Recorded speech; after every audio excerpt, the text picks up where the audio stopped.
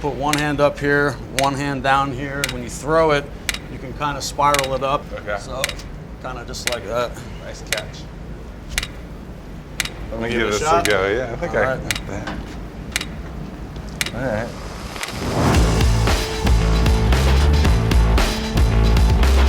Driving through PA, I smelled something smoky in the air. So I made a stop in Palmyra, in Lebanon County, because my nose told me this is the place to come for some great smoked bologna. Let me tell you, spending an afternoon tossing 9-pound sacks of beef to get hung up in the smokehouse is exhausting. And that's no bologna. I mean, bologna.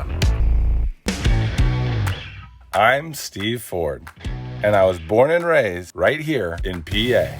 I'm lucky enough to know a lot of the hidden treasures and tasty treats sprinkled all across our state. Cheers. Cheers, gentlemen. Yes. But I don't know them all. So I figured it was time to hop in the car and take a road trip to see what I might be missing.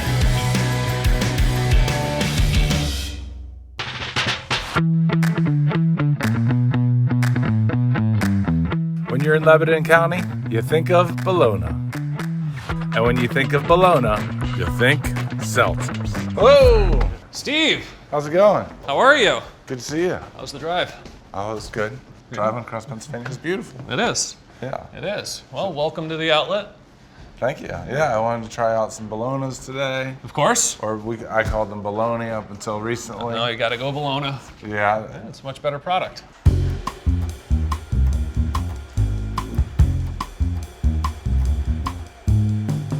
Seltzers was started right here in Lebanon County by Austin's great-grandfather back in 1902. And they're still using the same recipes 4 generations later. You know, salt, sugar, spices, lean beef. It's really simple, but it's regional. And it's something that was invented here and became, loved here. Is your factory, is it a factory? It is. Or is it a smokehouse? I think of it like a smokehouse. You know, that's what makes us special. That's the heartbeat of the company. You know, over 120 years, I've gotten the process down to, almost a science. The biggest difference between bologna and bologna is that bologna is always all beef and smoked for days. And besides the original, Seltzers makes a few other types of bologna. And that means it's time to feed the Steve. This is the original. Same flavor, same profile since 1902. That's awesome. Really smoky. And more flavorful than bologna. Yeah. Because this is fantastic. Yeah, we're Wow. proud of the quality on that. Yeah. And then the smoke's like real. I feel like I could be standing in a fire right now. Yeah, well, that was part of the reason why we wanted to open this place. It's very unique how we do it. And so if we can bring people in, then take them on a tour through the smokehouse, let them get the smoke on their clothes, Yeah. get it in their hair. When they get home and they open up that package again, they're going to remember exactly how it was made and what Totally. makes us so different. So let's try Chipotle now. That one has a little bit more bite to it. Don't mind if I have another one. Help yourself. This spicy kick is like a party for my taste buds. Try the sweet. Man, this is really tender. Is it a curing process? It is. It is. Okay. Cures for about 2 days or so, sometimes 3 depending. It's a long time to keep a fire going. It is, and that's really what makes our process unique. Most places cook it or they'll add some, artificial smoke flavor into it. We don't. Right. We don't need the extra help. Yeah. Now that I know it's delicious, I need to grab a beard guard and talk to a smoke master to learn how this bologna gets its flavor. Hi, Steve, welcome to the Smokehouse. Whoa, this is smoky. It is. And when they're all going, it's really smoky. I kind of expect it to all be contained in the smokehouse. You have to have the draft, keep the fires going. Sure. We don't do it like the stainless steel. This is the old-fashioned wooden smokehouses. And how many are there? There's 12. Okay.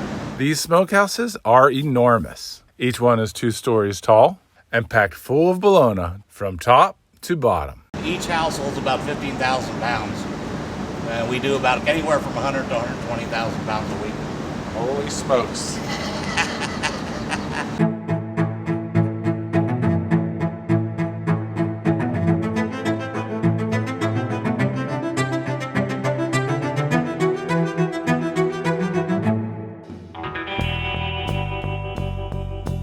Seltzer's really does have this down to a science, tracking the Bologna's pH levels along with the smokehouse temperature to keep their product safe, consistent, and amazing. All right, we'll take you over to one of the smokehouses that's going. Show you. Oh, there it is. You can see the fire, about a 6 foot deep pit, a metal plate on top with moisture. We need the moisture in order to drop the pH. This Bologna can be smoked for hours or even days. That means 3 shifts of smoke masters, keeping those fires burning 24 hours a day. And they're always keeping an eye on the quality. Every batch has a test piece. Every size we make and every different flavor, there's a test piece on the door to monitor. So now you can see this here, it already looks like it's done. If I would cut something with a higher pH, you see some discoloration. It definitely won't look as good and ready to go. Okay. This Bologna, fresh from the smokehouse, smells incredible. So of course, I had to find out how it tastes. This is as fresh as it gets right Fresh here. as we're gonna get it, yep. Yeah, right out of the smokehouse. Yeah, thank you. Thank you. Yep, absolutely. Perks of the job right here. Yeah. What'd I tell you? Oh my goodness. Yeah, it's a lot different right out of the house for sure. That is the best piece of bologna I've ever eaten in my life. Thank you. You can heat it up in the microwave at home and you get a pretty similar flavor if you cut a thicker chunk. Well, thanks for letting me work for you guys today. Absolutely. Thanks for showing up. Appreciate it. Maybe I can come back and Appreciate it. do Yeah, some more you tossing. can throw, yes. We always need help in the smokehouse. You can gladly throw. Absolutely. Maybe I can get a few more reps in before I leave.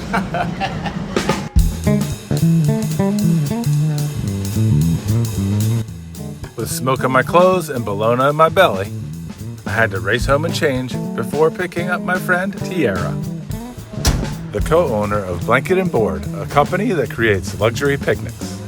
She knows her way around a meat and cheese board. And today, she's joining me to taste a little salty pork. Hi. Hey guys. How's it going? Great. It's great to finally meet you. Yeah, likewise, man. Hi. Thanks for having us. Yeah, thanks for coming. Tiara, nice to meet you. Would you guys like a glass of wine? I would love a glass of wine. Peer pressure is my favorite. Yeah. Should go really nice with the charcuterie. Is this a pairing? I mean, pink bubbles go good with everything, literally. So I've been to your restaurant a handful, actually a lot of times, but I don't know much about the salty bits business yet. Yeah. I've had an opportunity to have salty pork bits in some of our shelf-stable boxes. I remember specifically I tried one called Fig and Ash. Leek ash Leek and porcini ash. mushroom. Actually, we're going to try that later today. Okay, it was really good. Caught is me it? by surprise. Well, I mean, I think it's a good example of like what makes us unique. Most charcuterie companies aren't owned by chefs, you know? Yeah. So we kind of like flex our chef abilities and impart those flavors and techniques into making salami. So how did you get started? I grew up in a family that cooked. My grandmother was a lunch lady and my grandfather was a career butcher. So I didn't go to college. I worked for my dad, basically laying pipe, and I realized almost immediately that that's not what I wanted to do for the rest of my life. So I just started like cooking with my mom, and I already like had a base knowledge of how to cook just by being a part of the family. And then my need to stop working construction became like very serious. After graduating culinary school, Justin's journey took him to Northern California and working in a handful of high-end restaurants, before coming back to Pittsburgh to open a number of award-winning eateries. You're not from Pennsylvania originally, you're from Ohio, right? Right. And then you're in California. What brought you back to Pennsylvania? So I went to college here, and so did my wife. But we had great friends here. It's 2.5 hours from our families.